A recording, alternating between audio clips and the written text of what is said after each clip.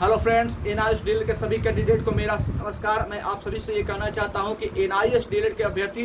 14 से 14.5 लाख जिनकी संख्या है, उनको हताश होने की कोई आवश्यकता नहीं है। आप लोग लगातार जो है बिना थके बिना रुके अपनी लड़ाई को लड़ते रहिए। निश्चित रूप से ये 100% गारंटी है कि आपको मान्यता मिलेगी। एनआईएस डीएलएड के कैंडिडेट को मैं विश्वास दिलाना चाहता हूँ, आपको कहना चाहता हूँ कि आप रुकिए नहीं, आप थके नहीं, अपनी लड़ाई को लड़ते रहिए और मेरा पूरा विश्वास है कि आपको 100% मान्यता मिलेगी, इसमें कोई दो राय नहीं। हाँ, आपको थोड़ी परेशानी हो रही है, लेकिन इस परेशानी से डरना नहीं है। हमें अपनी लड़ाई को लड़ते रहे, हमारी पूरी टीम जो है आपके साथ है और मैं आपको पूरा विश्वास दिलाता हूँ कि 100% गारंटी जो है आपको मिलेगी। और ये मैं क्यों कह रहा हूँ, इस वीडियो के माध्यम से जो है दोस्तों आपको बताऊंगा और आपको पता चलेगा। तो सबसे पहले अगर आप इस चैनल पर दोस्तों नए विजिट कर रहे हैं तो इस चैनल को सब्सक्राइब कीजिए, लाइक कीजिए, कमेंट कीजिए और ज़्यादा से ज़्यादा शेयर कीजिए कि हमें भी मोटिवेशन मिले और हम जो है आपको आपकी मान्यता को लेकर के लगातार लड़ाई लड़ते रहें। तो दोस्तों मैं ऐसा इसलिए कह रहा हूं कि आपको 100% जो है मान्यता मिलेगी, क्योंकि अब एनआईएस डीएलएड के अभ्यर्थियों को जो है उनकी मान्यता को लेकर के जो अकेले मांग कर रहे थे, उनको जो है दोस्तों अब जो है लोगों का समर्थन मिलने लगा है, मीडिया का कवरेज भी मिलने लगा है। यानी कि दिल्ली के अंतर्गत जंतर मंतर पे, दिल्ली में जंतर मंतर पे भी जो है दोस्तों अब विशाल धरना प्रदर्शन जो है एनआईएस डीएलएड की मान्यता को लेकर के होने वाला है। आप सभी को मैं बता दूं कि 25 से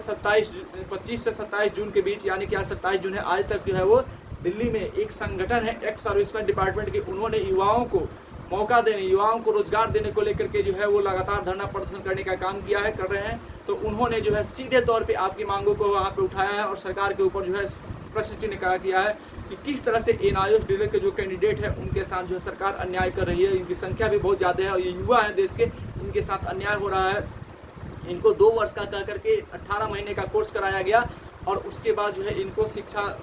कहीं पे भी शिक्षक भर्ती आती है तो वहाँ से इनको बाहर कर दिया जा रहा है। तो ये सीधे तौर पे जो है इन सभी छात्रों के साथ अन्याय है। तो ये दोस्तों जो है आप सभी को जो है आप सभी की मान्यता को जो है बल मिलना स्टार्ट हो गया है, मीडिया का कवरेज मिलना स्टार्ट हो गया है। तो इसमें सबसे बड़ा रोल अगर कोई निभाएगा दोस्तों तो मीडिया के हमारे जो साथी हैं वो निभाएंगे। तो मैं मीडिया के साथियों से भी कहना चाहता हूँ कि आप एनआईएस डीएलएड के जो कैंडिडेट हैं उनकी बातों को सुनिए और उनकी बातों को कवरेज में लीजिए। जिस तरह से आपने वहाँ पे जंतर मंतर पे जो है वो एक सर्विस डिपार्टमेंट की बातों को जो है आपने लाइव कवरेज दिया है, उस तरह से एनआईएस डीएलएड के जो भी अभ्यर्थी हैं उनकी बातों को सुने और उनकी सरकार तक पहुँचाने का काम करें कि सरकार जो अभी तक सरकार को पता है कि एनआईएस डीएलएड के कैंडिडेट के साथ जो भी अन्याय हो रहा है उसमें एनआईएस डीएलएड के कैंडिडेट कहीं से भी दोषी नहीं है, क्योंकि उनको जो है वो घर से निकाल करके ये कोर्स करवाया गया है। नहीं तो उनको क्या जरूरत थी इस तरह की कोर्स करने की, लेकिन उनको घर से निकाल करके 2 वर्ष का कोर्स जो है वो कराया गया। लेकिन वहाँ पे ट्रेनिंग 18 महीने की दी गई और उसके बाद जो है वो कहा गया कि वहाँ पे कहीं पे भी नहीं लिखा हुआ था कि अगर आप 18 महीने का ये कोर्स करते हैं तो आपको नौकरी नहीं दी जाएगी। यानी कि घर से निकाल करके इनको जो है कोर्स कराया गया